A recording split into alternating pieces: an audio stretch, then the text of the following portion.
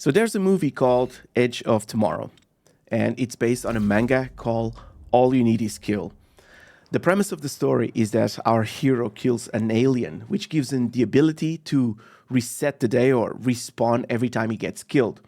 But he gets the chance to retain his memories. So by the time he gets to the same situation, he adapts and he moves like a little bit closer to victory. I'm not going to spoil the story because it's a super amazing story, and I seriously encourage you guys to check it out. But the premise of this video is that we're going to be doing something similar on our Cayo Perico run. Now, if you guys know me, you know that I don't like to bring the entire arsenal. I don't like to be pulling rocket launchers out of my arse.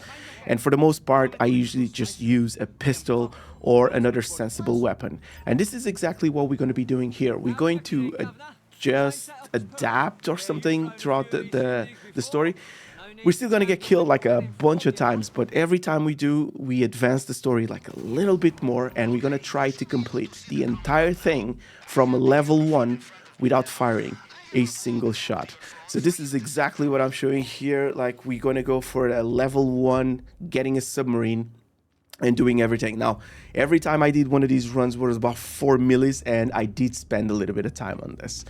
Pick up a lot of snacks, and then let's start doing this. We go into the casino, and one of the things that I noticed is that you can see here some of these images or some of these videos, is that this wasn't really designed for someone to go in and with a stabby. You see like the guards porting out a little bit, but the premise was that I was just doing the attacks. Now, one thing I did really wrong is that I wasn't really using the melee attacks. I was just using attacks, and that might have made it like a little bit difficult. Once you get inside, it's going to be like about 2-3 hits per person to get in. But a moment of silence here, because every time you walk through a body, you're going to automatically pick up the weapon. And if you go into your stats, you can see that there is a shot fire. So we can't be having that. So we go again. So Sneakachu is going to be our level 1 for this session. She's not bad. She's not. I noticed that it doesn't really matter if you throw the pistol away. But one thing that I did was like to go into ammunition and pick up a knife. So, well, nothing against knives. It's not a shot. You go into the Madrazo stuff and you talk to him and you get into Cayo Perico, and there's another 4 milli down the drain as we're trying to do this challenge. This time around, I got a Sparrow. For the other 2-3 tries that I was doing this, I didn't get one. It just makes it like a little bit difficult to just move in and out of the the submarine. So I said like, frack it, we'll get a Sparrow, it's going to be easier. You pick up a bike as well as you go around Cayo Perico just to try to get into the different... it just makes it a little bit easier to travel. One thing I also noticed is that every time you hack the box, it's always going to be the same hacking. We got into those cables that to do the grappling thingy. I can't remember from the top of my head the name of it, because this will prevent us from going around like to the drainage pipe. And we don't have to be killing people around just to try to get like the keys.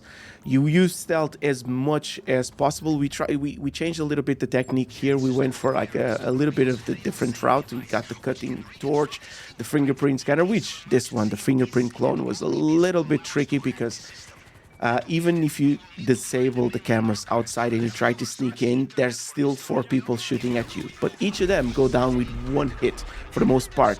So you need to hit at least one of them, or at least one time.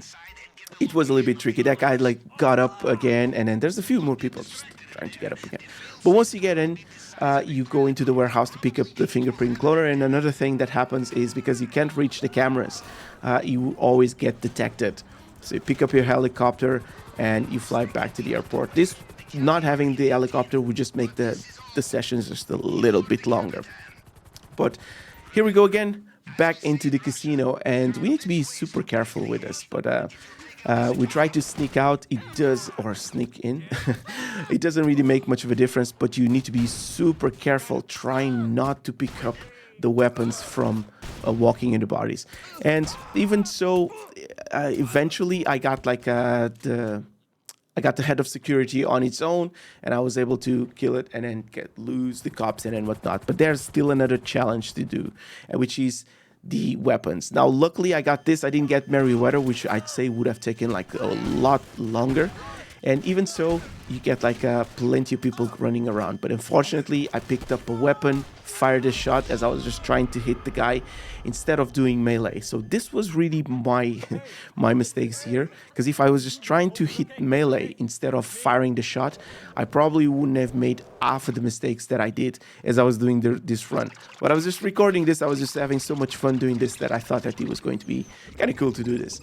So we go through everything again, and I don't know, a moment of silence here, because even though I tried to pick up the knife here, I pick up the pistol once again and I shot the head of security. So, Stabby Chew, it's your turn, and we go one more time. One more time. So, we go and then get the intel, go to Cayo Perico, do the reconnaissance and then everything.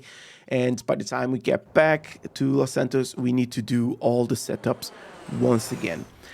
I did take a little bit of a break to ride the bike just to see if I could grow a little bit of stamina, but after 4 minutes I was bored with this, so I was just like, whatever. Go in, 2 for 1, finally got the head of security on its own, and I got the safe code. After this, we're gonna go in and do the little warehouse thing where we need to get like 4 people. This guy here bugs a little bit at the back, but eventually we got everyone. After this, we're going to get a cutting torch. So use the hat and then just go like a little bit stealth. It's going to be easier. This bit here was also super tricky, but luckily enough, we got the weapons here, not Merryweather. After this, we need to go and get the plane, which is something like we haven't got this far yet. So we're still being super careful, just trying to only hit like just the guards and trying to make sure that we don't get a weapon or pick up like any rifle or anything. I want to do this one again. I don't know. I think it's weird, but I want to try this challenge again because I want to make sure that the next time around I'm only hitting the melee, which is the R, and I completely forgot what it was, the melee on the joypad.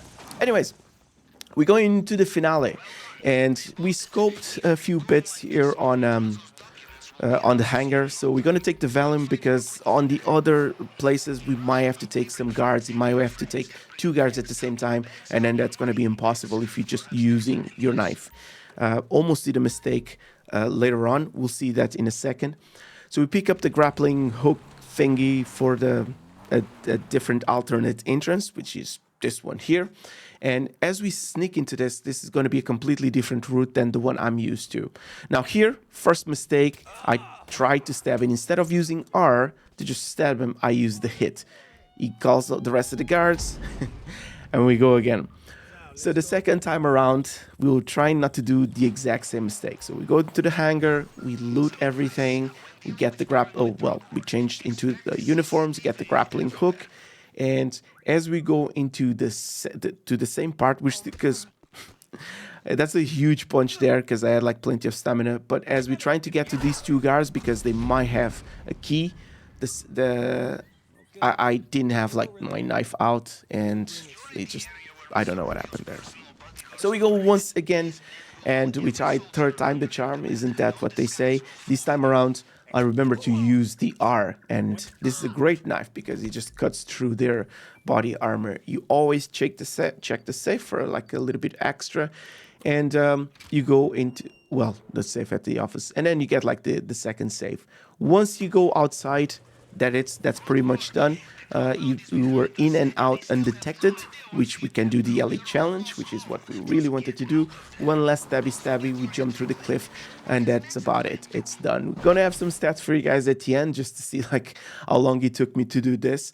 I forgot to take in account the rest of the other characters, but I'd say I spent like a whole day just trying to get this going because of the repetitions and then because of my noobishness. So here's a few stats for you guys.